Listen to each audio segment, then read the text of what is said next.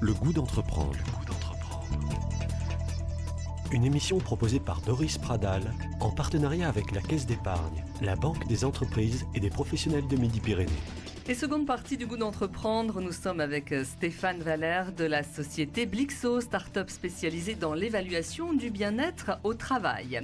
Bonjour Jean-Marc Fontaine, vous faites partie de notre équipe de référents éthiques pour le goût d'entreprendre.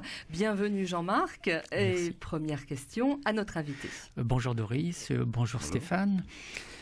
Alors, nous avons déjà évoqué beaucoup de sujets. Nous avons compris que le bien-être au travail, c'est le résultat d'un nombre important de facteurs.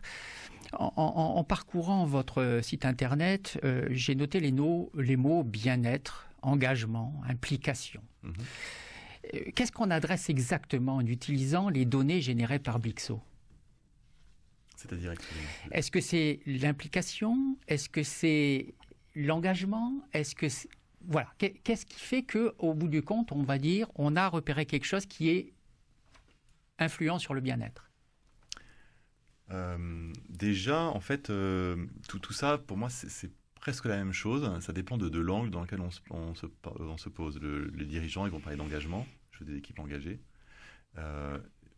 Un salarié, il va dire je veux du bien-être ou de la qualité de vie au travail. On parle de la même chose, l'angle est différent. C'est très lié. C'est-à-dire que si j'ai pas une bonne qualité de vie au travail, je suis pas bien dans mon travail et je suis pas engagé. C'est très. Alors évidemment tout ça c'est segmenté. On peut, mais pour moi c'est le même sujet. Et l'idée de Blixo. Je reprends un peu la présentation. On n'est pas là pour évaluer le bien-être au travail. C'est pas exactement ça.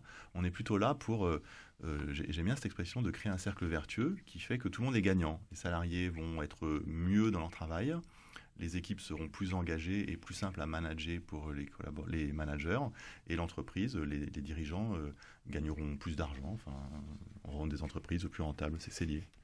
Que font certaines entreprises pour aider les salariés à se sentir bien ? Est-ce que par exemple les espaces de détente, ça fonctionne, le team building ? On voit que, notamment je voyais cet exemple là il y a quelques semaines à Paris, en région parisienne, il y a une start-up qui propose aux salariés de s'occuper de ruches. Est-ce que tout ça, ce sont des choses qui peuvent influencer notre vision de l'entreprise ?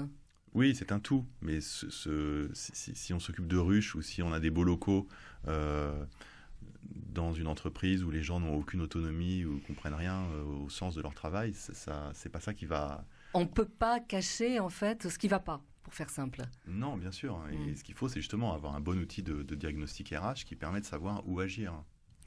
Jean-Marc. Alors, vous avez parlé de poser un diagnostic à partir de réponses à un certain nombre de questions. Comment ont été élaborées ces questions ? Est-ce qu'il y a eu l'implication de sociologues, de psychologues pour élaborer le contenu de ces questions ?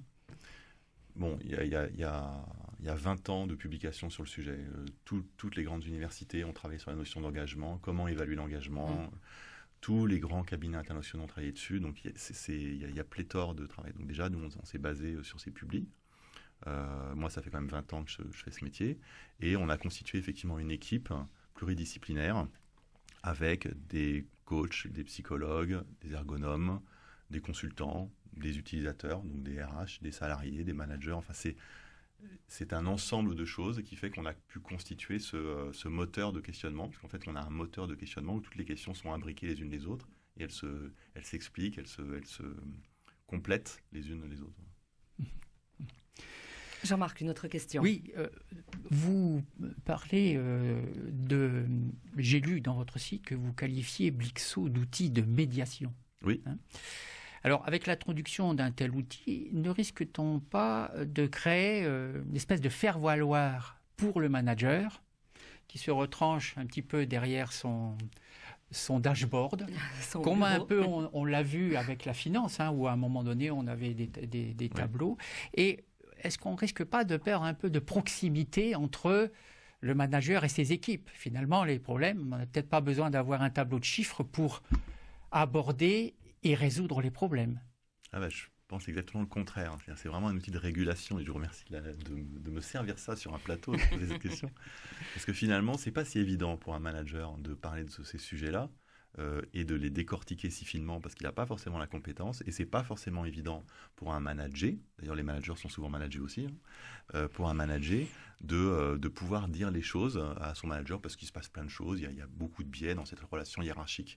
Et là finalement c'est un outil de médiation, c'est-à-dire que les gens parlent dans toute sincérité à Blixo, puisqu'on est tiers de confiance, nous on restitue de l'information anonymée, agrégée, travaillée au manager, qu'il peut très aisément partager parce que finalement elle vient d'un tiers. Et donc c'est un terrain de discussion idéal. On n'est pas dans tu dis cela, ou parce que de toute façon c'est pas nominatif, hein, mais on ne dit pas tu dis cela ou tu penses cela. C'est voilà la photographie qui est faite de notre équipe. Il faut que le manager puisse l'entendre aussi. Oui, c'est vrai, effectivement, Et mais vous avez tout à fait raison. Donc nous, ce qu'on fait, c'est que pour ces tableaux, en fait, chaque dimension est expliquée au manager. On lui explique dans le tableau qu'on lui donne, sur cette plateforme, on explique en quoi, finalement, le sentiment d'autonomie influence l'engagement, en quoi la compréhension de la stratégie influence l'engagement, en quoi le temps qu'il consacre à ses équipes pour faire du feedback, des retours, impacte leur bien-être. Jean-Marc, une autre question. Oui. Est-ce que vous avez le recul nécessaire maintenant pour noter une évolution positive justement dans les pratiques managériales des entreprises qui utilisent cet outil ? Alors, est-ce que ça a changé leur vie, pour faire simple, hein? C'est ça un peu votre question, oui. Oui. Et celle des salariés. Oui. En fait, ce qui est assez intéressant, c'est que le propos de Blixo, c'est pas forcément de lancer des grandes actions. Et si c'était l'idée, c'était de lancer des grandes actions, on n'aurait pas le recul nécessaire. Hein. Justement. Et ça, les grandes actions, c'est plutôt le baromètre social, annuel, voilà, plutôt ça. Nous, c'est pas ça. Si vous voulez, c'est une espèce d'information continue, comme finalement, je reprends cette idée du médecin qui chaque soir repasse dans la chambre et finalement regarde plutôt l'évolution plutôt que le chiffre en lui-même de tous ces indicateurs.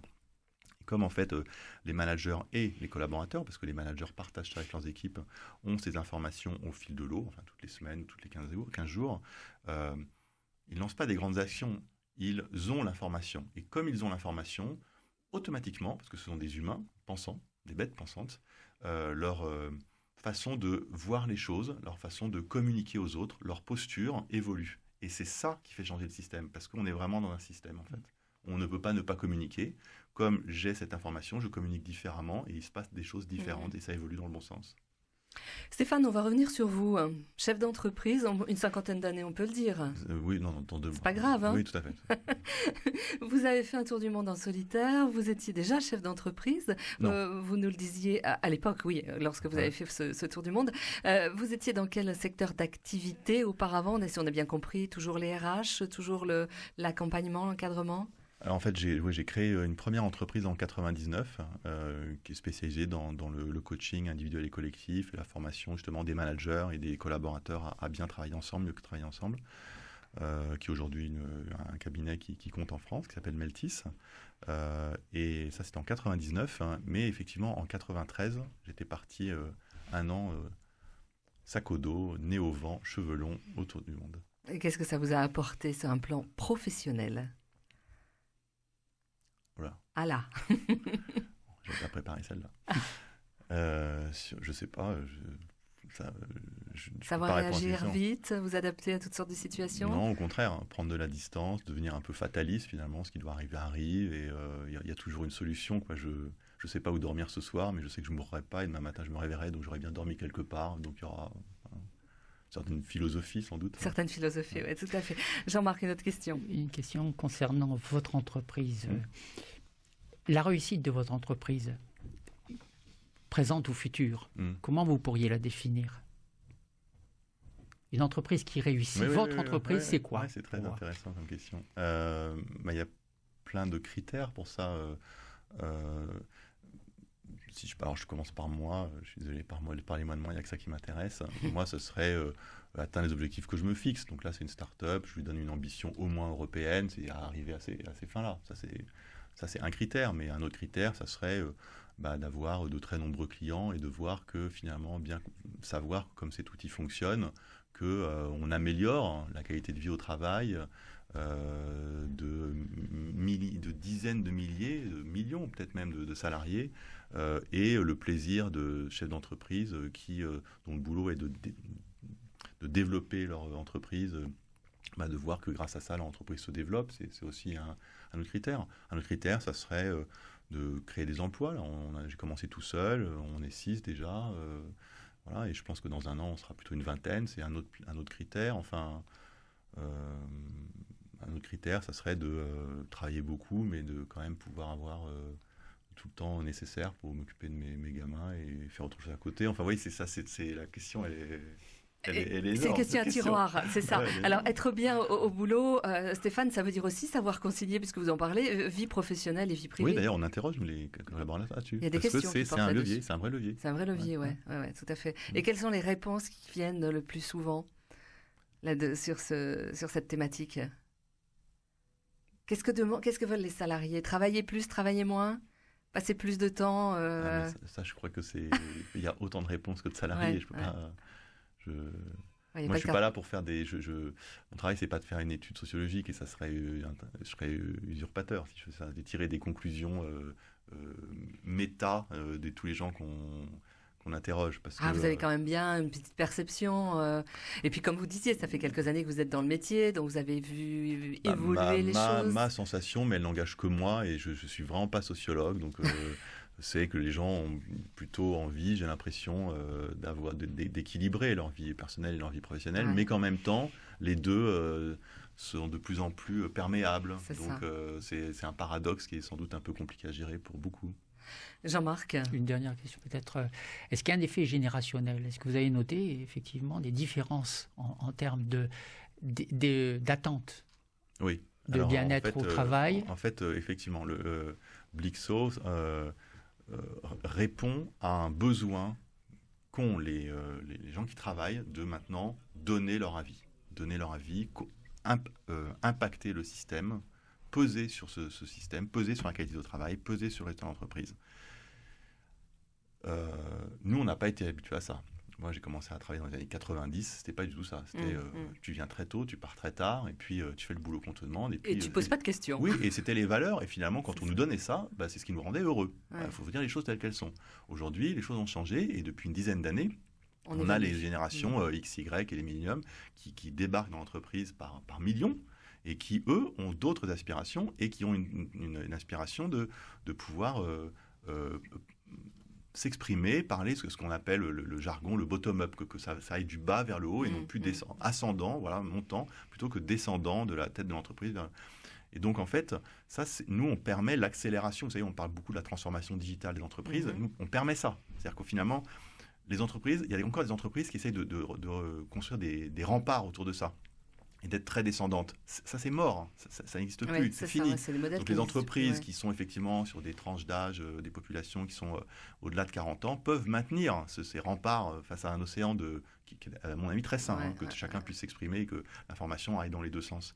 Mais nous, au contraire, ce qu'on dit, c'est non, de toute façon, vous ne pourrez pas éviter d'embaucher des jeunes. Et puis, ça fait 10 ans que vous le faites. Donc, il faut accélérer ça et permettre que ça fonctionne parce que c'est d'une richesse extraordinaire. Nous, on n'a pas eu l'occasion d'en parler, mais Blixo, ce que ça permet d'effacer les distances hiérarchiques et géographiques.